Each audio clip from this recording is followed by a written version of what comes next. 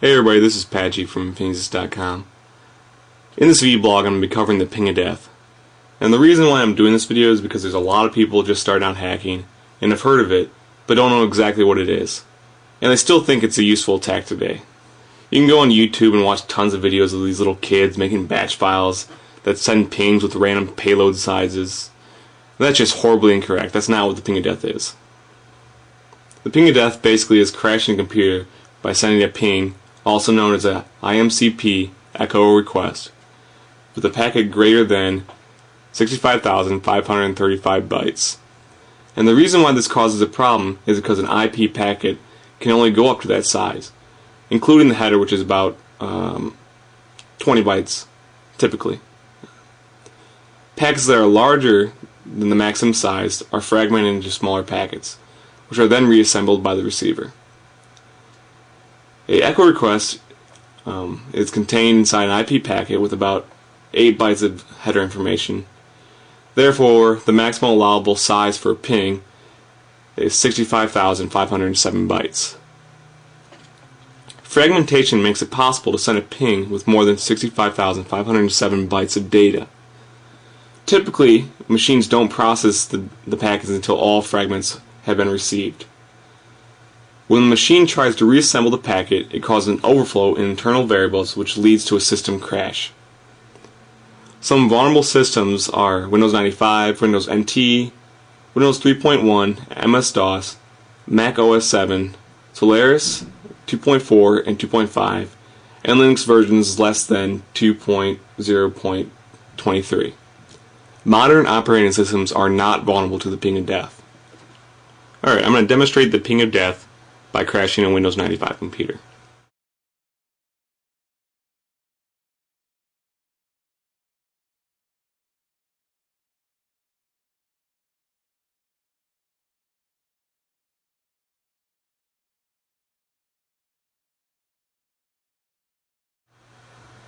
Alright, I'm just on the Windows 95 computer here, and I'm just going to make sure that everything's connected to the network properly.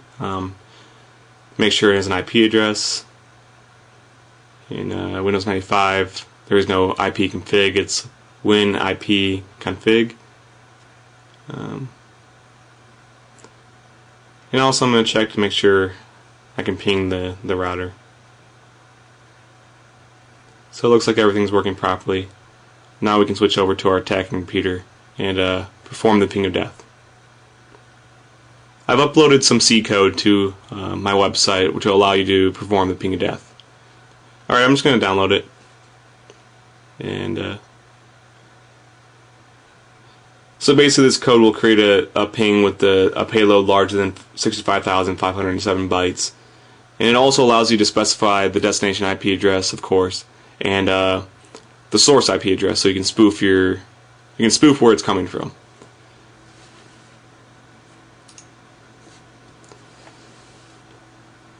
And I'm just going to use GCC to compile the code. And if you're doing this on backtrack, you'll notice you get some warning errors. It's alright, it'll still run.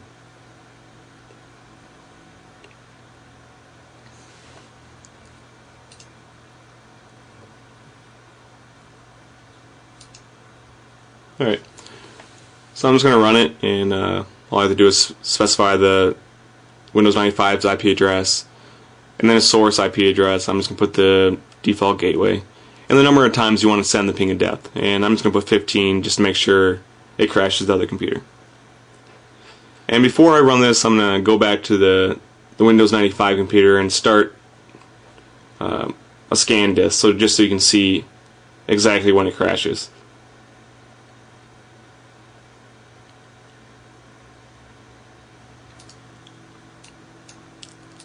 Alright, I'm just going to hop back onto the attacking computer and launch the ping of death attack.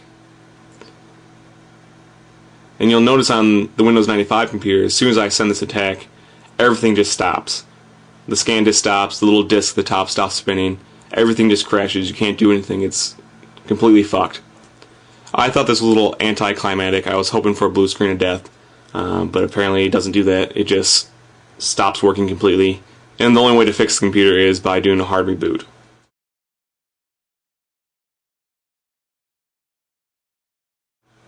Since we're on the topic of old IP attacks, I wanted to explain the Smurf attack. The Smurf attack is a type of denial of service attack that floods a target system with spoofed broadcast ping messages. In this attack, an attacker sends a large amount of ICMP echo requests with a spoofed source IP address to an IP broadcast address. The routing device then delivers the traffic to all hosts, and the hosts will send an echo reply to the spoof address. On a large network, this will create a large amount of traffic destined to the victim computer, causing a denial of service. Nowadays, switches are configured not to forward packets directed to the broadcast address. So on most systems, this attack will not work.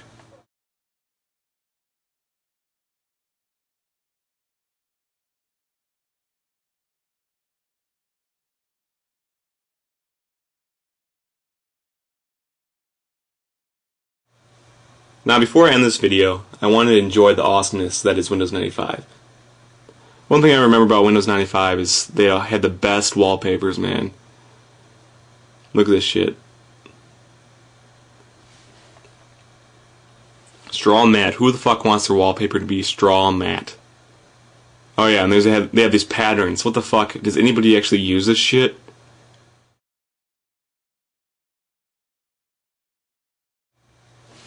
Let's check out the screensavers.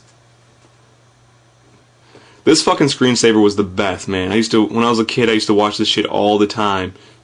Just be amazed by the awesome graphics.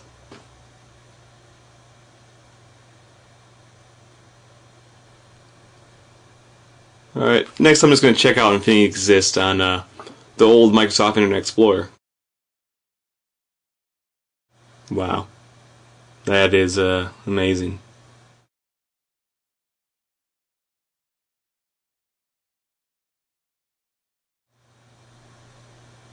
Oh, at least the video page looks better.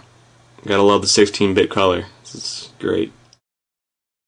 And of course, the biggest piece of shit of them all, American Online. I remember using this as a kid and trying to download a game that was like 5 megabytes. It would take like fucking 10 minutes to do it. It's ridiculous.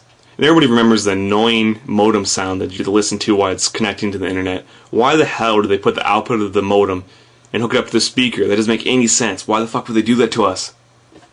And finally, after 10 minutes of waiting, you'll finally get a fucking phone number that works. You'll connect to the internet. The best part of Windows 95 is trying to shut the fucker down. I remember on my old HP computer, it'd take like 10 minutes before this piece of shit would finally turn off. Well, that's it for my video on the ping of death and my rant on Windows 95. Hope you enjoyed it. I'll see you later.